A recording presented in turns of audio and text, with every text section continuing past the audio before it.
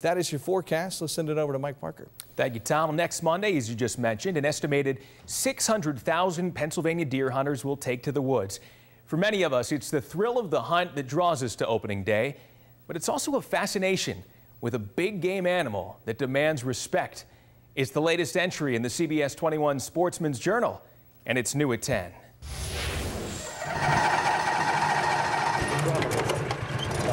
On a partly cloudy Friday morning, Tobias is at the wheel of an ATV. A short ride later and through a pair of protective gates, he'll soon show me what most of his customers never see, at least this close. Three-toed tree sloth is just like us.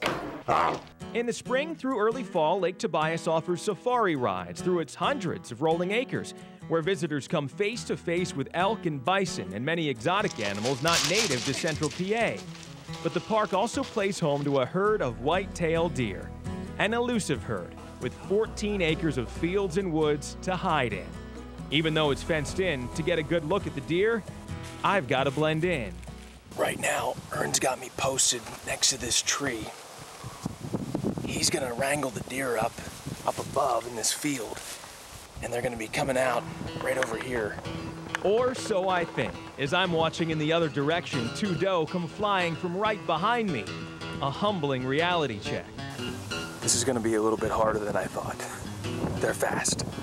But patience eventually pays off. After a few short minutes, the real herd appears. 37 strong, doe and buck, some with impressive racks and attitude.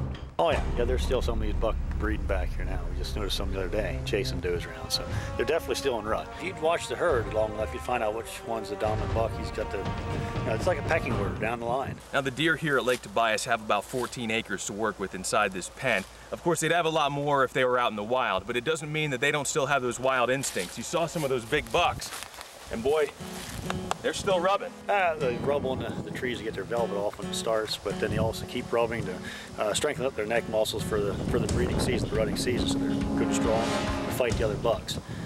After about an hour of observing these deer, it's pretty obvious the laws of nature still apply in captivity.